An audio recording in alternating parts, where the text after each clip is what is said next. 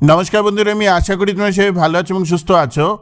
As a teacher it is my responsibility and over the last 3 years আমি continuously তোমাদেরকে চাকরির update as well age তোমাদেরকে different প্রিপারেশনের জন্য সাহায্য করে চলেছি। বাট আজকে এই ভিডিওটিতে একটি খুবই গুরুত্বপূর্ণ বিষয় নিয়ে আজকে আমি কথাবার্তা বলবো। আমি তোমাদেরকে একটা আউটলুক দেব যে কিভাবে world politics as well as Indian পলিটিক্সের ডাইমেনশন চেঞ্জ হচ্ছে, ওয়ার্ল্ড জিও পলিটিক্স অ্যাকচুয়ালি, এবং এটার ইম্প্যাক্ট আমাদেরকে ফিউচারে কীভাবে আসতে পারে। ইট ইজ নট প্রথমে আমরা ম্যাক্রো একটা ডিসকাশন করব, আমি একটা মাইক্রো ডিসকাশন করব। আমরা এই ডিসকাশনের থ্রুতে কী অ্যাচিভ করবো, দেখো তোমরা যারা এই হাই এন্ড এক্সামের জন্য প্রিপারেশন করছো, like Tripura civil services, TPSC combined, ফিউচারে তোমরা যারা GRBT 2 বা ডিফারেন্ট এক্সামের জন্য বসবে, আমি জানি ত্রিপুরাতে হার্ডলি এমন কোনো টিচার আছে যে প্রাসঙ্গিকভাবে জিনিসগুলোকে বোঝাবার চেষ্টা করে যে এখন ওয়ার্ল্ডে কী চলছে, ইন্ডিয়াতে কী চলছে, এবং সেটা থেকে আমরা কী শিক্ষা নিতে পারি from an experience point of view.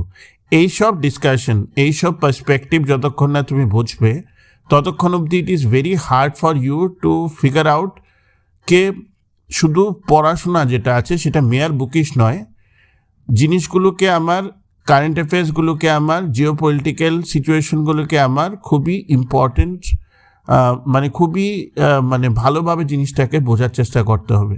তো আজকে প্রথমত আমি গ্লোবাল সিনারিও এবং ইন্ডিয়া সিনারিও নিয়ে কথাবার্তা বলবো, তারপর কিছু ইম্পর্টেন্ট কোয়ারিজ যেগুলো আছে সেটা নিয়ে কথাবার্তা বলবো।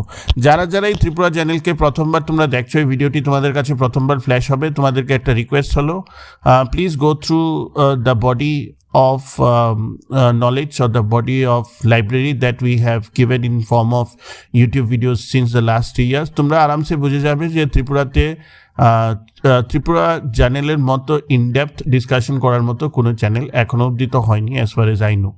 তো ভিডিওটিতে যাবার আগে আমি তোমাদেরকে রিকোয়েস্ট করব, if you are a serious aspirant, if you are preparing for competitive exams, if you want to improve your communication skills, if you want to have a understanding about life, personality নিজে develop করতে চাও, all this অ্যাসপেক্টে তোমরা যদি কাজ করতে চাও, তাহলে I request all of you to please subscribe to Tripura channel.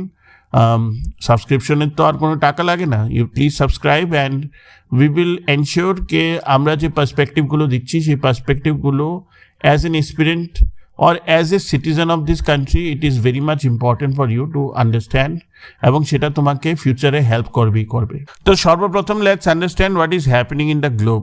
একটা কান্ট্রি আছে ইরান, একটা কান্ট্রি আছে ইসরায়েল, এর আশেপাশে কিছু সাউদি নেশনস আছে, এবং এর মধ্যে একটি যেটাকে বলে স্ট্রেট অফ হরমুজ আছে। স্ট্রেট অফ হরমুজ মানে একটি জলপথ, সিম্পল ভাষাতে আমি বলছি, একটি জলপথ যেটা খুবই স্ট্র্যাটেজিক, যেটা থেকে তোমার অয়েল এবং ইম্পর্টেন্ট পার্সেন্টেজেস অফ অয়েল এক্সপোর্ট করা হয় থ্রু আউট দ্য গ্লোব। এটা একটা ট্রেডিং রুট, ঠিক আছে, সেটা ইরানের বর্ডারের থ্রু দিয়ে যায়, ঠিক আছে। সো এটা হলো জিওগ্রাফি। নাও কনটেক্সট কারেন্ট যদি আমি সিচুয়েশন নিয়ে কথাবার্তা বলি, আমেরিকার এক প্রেসিডেন্ট আছে Donald Trump. One fine day what he did was,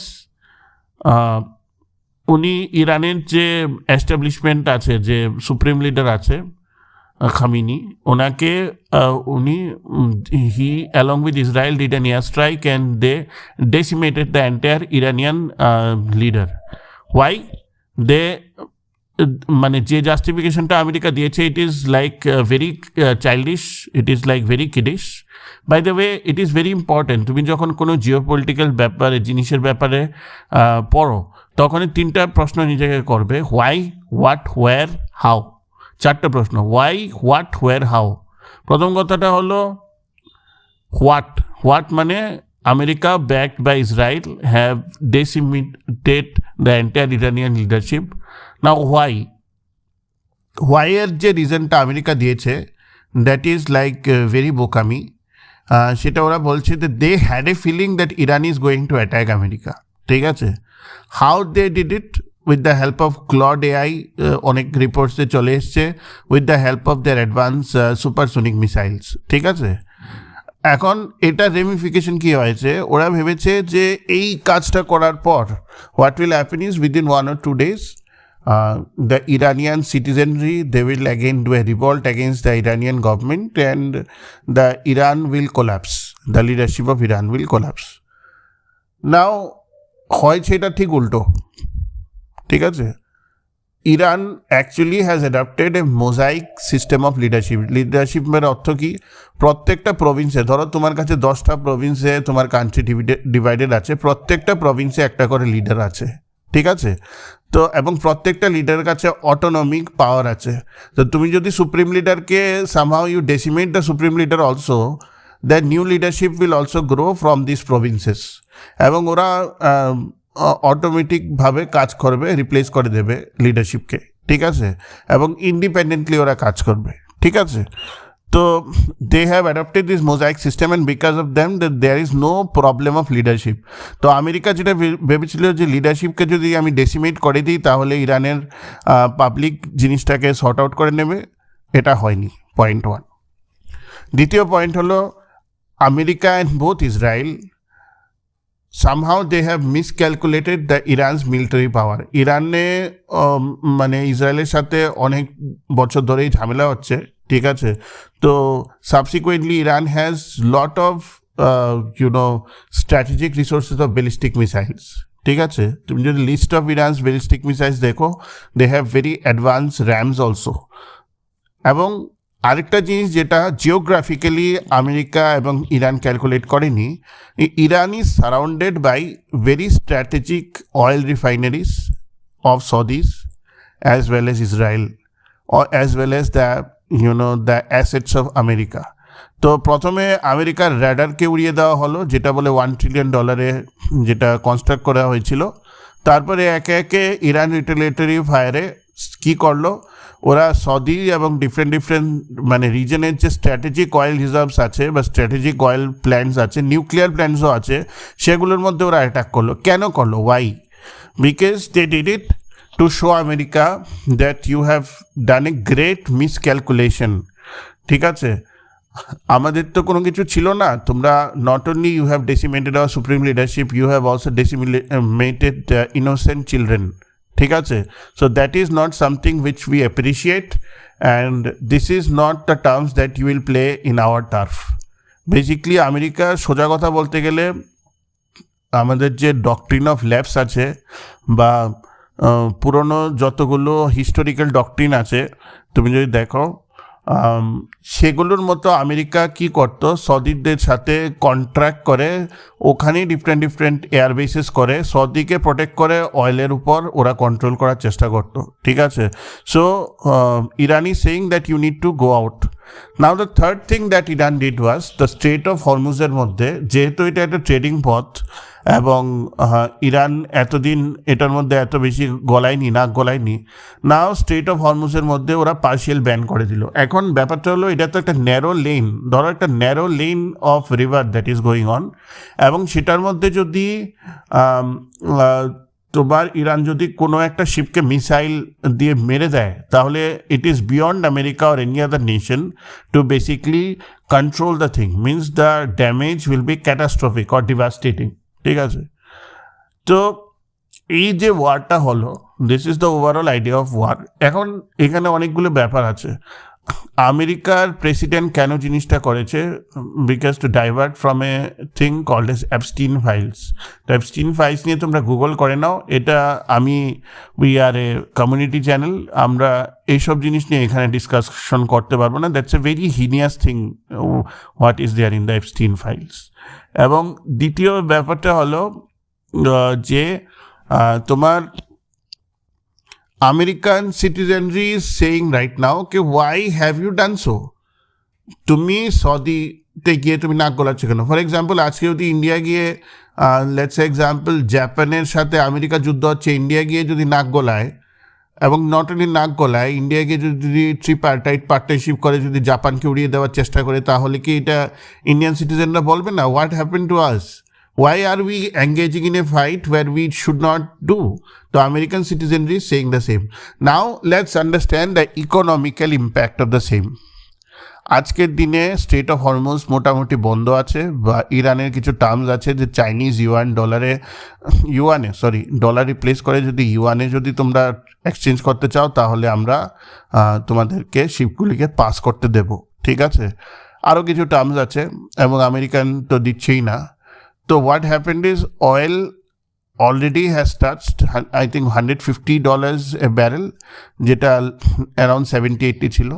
second thing কী হয়েছে ইকোনমিক্যালি, যে সদিজ এবং ডিফারেন্ট জায়গার যে স্ট্র্যাটেজিক পেট্রোলিয়াম এলপিজি রিজার্ভসগুলির মধ্যে হিট করেছে ইরান, তার ফলে যেমন সৌদি থেকে ইন্ডিয়ার 40% অফ এলপিজি রিজার্ভস আসে। তো ওরা কি করেছে, ওরা বলছে যে আমরা এখন যেহেতু আমাদের প্ল্যানগুলি ড্যামেজ হয়েছে নেক্সট 5 ইয়ার্সের জন্য, we will not be able to supply you with the contractual মানে LPG that we have said, কারণ আমাদের ম্যাসিভ ড্যামেজ হয়েছে আমাদের ফেসিলিটিসে। তো কী হচ্ছে, এলপিজি শর্টেজেস আসবে, specially for a country like India LPG shortage আসবে। Different like world bank, IMF এরা প্রেডিক্ট করছে যে ইন্ডিয়ার জিডিপিও 1 to 2% শ্রিঙ্ক হতে পারে। এবং ইফ দিস ওয়ার কন্টিনিউস, আমেরিকারও সমস্যা আছে অনেক দিকে, আমেরিকারও যে ডমিনেন্স যেটা আছে গ্লোবাল ওয়ার্ল্ডে সেটাকে ইরান চ্যালেঞ্জ করে দিয়েছে। তো আমেরিকা ইজ নাও ফেসিং এ প্রবলেমকে, এখন যে আমি পাড়ার যে একমাত্র গুন্ডা সেটা আর নয়, ঠিক আছে। তো সেই সিচুয়েশনটাকে আমেরিকা কিভাবে ট্যাকেল করে, আমেরিকার এই সমস্যাটা চলে এসছে।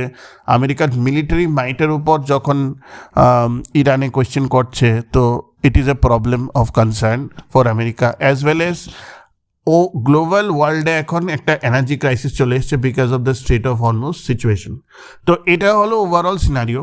নাও ফর ইন্ডিয়া, তুমি যদি অবজার্ভ করে থাকো, অ্যাপার্ট ফ্রম ধুরন্ধর 2, তোমরা যদি রিয়েলি জিও পলিটিক্স অবজার্ভ করে থাকো, তাহলে তোমরা দেখবে যে 2 দিন আগে অনারেবল PM অফ ইন্ডিয়া, উনি লোকসভা রাজ্যসভাতে উনি যখন ভাষণ দিয়েছেন, উনি বলেছেন যে কোভিডের মতো আমাদের রেডি হতে হবে যে সিচুয়েশনটা আসছে। That means the Indian government is assessing that there will be a shortage of LPG and other things, and the Indian government is trying to work for alternative sources of energy, মানে যেটা procure করতে পারে India. তো এইরকম একটা সিচুয়েশনে আমরা যাচ্ছি, we are heading towards a global recession. এখন গ্লোবাল রিসেশনের কথার অর্থ কি? Global recession means all over the world prices will be high, ইনফ্লেশনটা খুব হাই হয়ে যাবে, commodity price will be high, তারপর আনএমপ্লয়মেন্ট উইল বি হায়ার, ঠিক আছে, distribution of price will not be equitable, and all those things will happen for a shortage period of time. Overall ওয়ার্ল্ডের stock market যদি তুমি দেখো, প্রত্যেকটা stock মার্কেটই অনেক নিচে চলে গেছে। Indian stock market is still doing decent, ঠিক আছে, from 26,000 I think we have gone to 22,000 Nifty. Compared to other stock markets, Indian stock market is doing decent, but যদি যুদ্ধটা চলতে থাকে তাহলে কিন্তু সমস্যা দেখা দিতে পারে ইন দ্য নেক্সট 15 days। এখন অ্যাজ অফ ইয়েস্টারডে ট্রাম্প বলেছিল প্রথমে যে 48 ঘন্টার মধ্যে বোমবারি করবে, তারপরে ট্রাম্প সাডেনলি ঘুমের থেকে উঠে আরেকটা টুইট করলো যে কী কয়, আমরা ইরানদের সাথে মানে কথাবার্তা হয়েছে এবং আমরা 5 দিনের জন্য অ্যাটাক করছি না, নেক্সট 5 দিনের জন্যে টু হ্যাভ এ টক, যেটাকে আবার ইরানিয়ান লিডারশিপ বলছে যে আমাদের সাথে এরকম কোনো ডিসকাশন হয়নি এবং আমাদের terms are very simple, America have to leave the region. দ্বিতীয় কথা হলো আমেরিকার রেপারেশনস দিতে হবে, ড্যামেজেস যেগুলো করেছে সেটা একটা টাকার অঙ্কে দিয়ে দিতে হবে। 3 নম্বর হলো সাইন কন্ট্রাক্ট ট্রিটি করতে হবে কি ইরানের উপর আবার কোনো দিন যাতে অ্যাট্যাক না করে, কারণ ইরান কিন্তু আমেরিকার শর্ত সব মানছিল ফর নিউক্লিয়ার যে প্রোগ্রামটা সেটাকে হল্ট করার জন্যে, কিন্তু আমেরিকাই যখন ইরানিয়ান লিডারশিপকে ডেসিমেট করেছে তখন ইরানের কাছে আর কোনো অপশন নেই apart from handling its sovereignty, and if you ask me Iran is right in its own will. তো এটা হলো গ্লোবাল ডেভেলপমেন্ট। এখন আমি তোমাদেরকে এই জিনিসটা নিয়ে কেন ডিসকাস করলাম, আমি ডিসকাস করলাম হলো we always see a headline, we don't figure out what is the internal news in it. এখন তুমি বোঝার চেষ্টা করো, এই যে কথাটা বলেছি এর মধ্যে একটা খুবই ইন্টারনাল নিউজ আমি আজ মানে ফ্ল্যাশ করেছি, যেটা ওপেন ফোরামে মানুষে বলে না, যেটা তোমার বুঝতে হবে। আজকে আমেরিকার এত মাইট কেন? দুটো কারণে। একটা হলো it has the best military, ঠিক আছে, on paper it has the best military, and second thing is that economically the dollar is the most traded currency, ঠিক আছে। তো economical might as well as military মাইটে America আজকে এইসব জিনিস করতে পারছে। What America is doing according to me is a war crime also.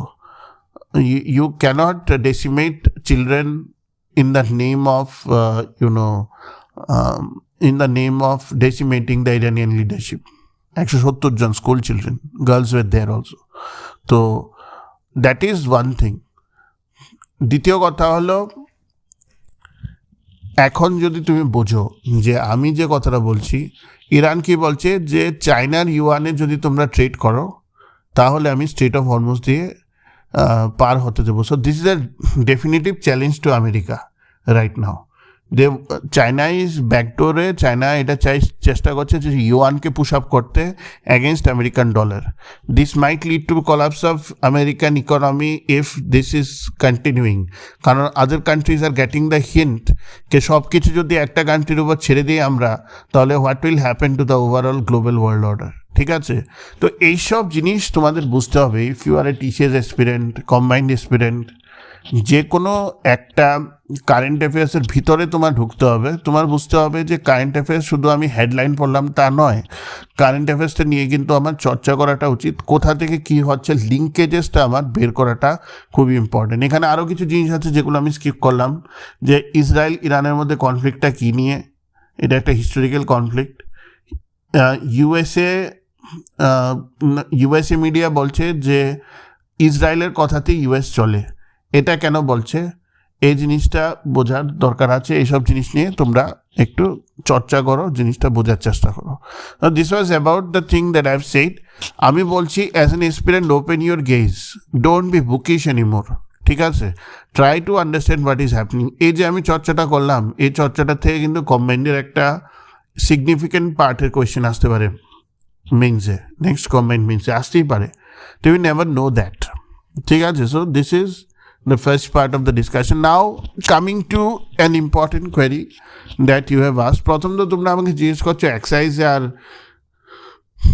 তোমার কম্বাইন্ডের অ্যান্সার কি দেওয়া হচ্ছে না কেন। I think within the next 10 days এগুলো দেওয়া হবে। যদি না দেওয়া হয় 10 দিনের মধ্যে, তাহলে বুঝবে যে এমসিসিটা এনফোর্স হয়ে যাবে ধর্মনগরের জন্য।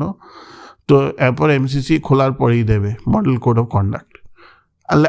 I'm having a feel কে 7 থেকে 10 দিনের মধ্যে দিয়ে দিতে পারে। That's one point.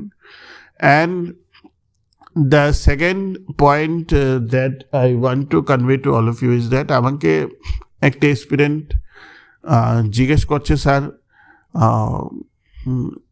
মানে he has been studying in different coaching centers in the last 3-4 years. 4-5 মার্কের জন্যে ও পাচ্ছে না, ডিফারেন্ট এক্সাম পাচ্ছে না। তো how is that working out? Actually let me be very clear with all of you. এরকম অনেক এক্সপিরিয়েন্ট আছে যারা প্রথম 3টে এক্সাম 1 মার্ক 2 মার্ক 3 মার্কের জন্য পায়নি, 4th এক্সাম পেয়েছে। তো তোমার জন্যে যে জিনিসটা তোমার মনে হচ্ছে it is impossible, it's not like that. Case in point, I know an aspirant from TCS and he was working in IB also. তো ও TCS 1 মার্ক 2 মার্ক এবং 3 মার্কের জন্যও পায়নি, না 5 মার্কের জন্য পায়নি। Bunty Das, I think if you go to his Facebook profile you will find his reel. আমি কালকে my missus was showing it to me. I know him also, very good guy. 3টে TCS 1 মার্ক 2 মার্ক 5 মার্কের জন্য পাইনি, এবং in one of the TCS তো ওর interview বোধহয় 45 মিনিটসের মতো হয়েছিল। Highest mark he got in the interview in that, কিন্তু স্টিল ও করতে পারিনি। 4th time he got into TCS, ঠিক আছে। তো এরকম অনেক এক্সপিরিয়েন্টরা আছে যারা প্রথম 1-2-3 বার পায় না, but they get eventually because of their sheer hard work and perseverance, ঠিক আছে। এবং গভর্নমেন্ট কম্পিটিটিভ এক্সাম এরকমই, খুব গিফটেড ট্যালেন্টেড এক্সপিরিয়েন্ট আছে 5-10%, যেগুলোকে আমরা ফলো করার চেষ্টা করি যারা প্রথম অ্যাটেম্পটে ক্লিয়ার করে নেয়। Obviously your aim has to be to clear in the first attempt, but তুমি যদি ডিজার্টেন্ট হয়ে যাও যে প্রথম অ্যাটেম্পটে হয়নি এবং আমি ছেড়ে দেবো, that is not the way you should do. তুমি যারাই পেয়েছে আজকে TPSC including me, I will tell you we all have had our days of failure, ঠিক আছে? তো সেই জিনিসটাই আমি তোমাদেরকে বলবো, it's a tough phase right now. TTADC election আসছে, বাই ইলেকশনস আসছে, তো এখন তো খুব একটা রিক্রুটমেন্ট আমি এক্সপেক্ট করতে পারি না, ঠিক আছে? But what I can expect is right now কে যে টাইমটা আছে সেই টাইমটাকে আমি বেস্ট অফ মাই অ্যাবিলিটিসে পড়ি, এবং আমার যে উইক এরিয়াসগুলো আছে সেটার উপর আমি continuous day in by day মানে ইমপ্রুভ করার চেষ্টা করি। Once I can do that, you can be rest assured, if you do that, you can be rest assured তোমার রেজাল্ট এক না একদিন পজিটিভ আসবে, ঠিক আছে? তো আশা করি ভিডিওটি তোমাদের ভালো লেগেছে। If you like the content of Tripura channel, please share and subscribe. Thank you.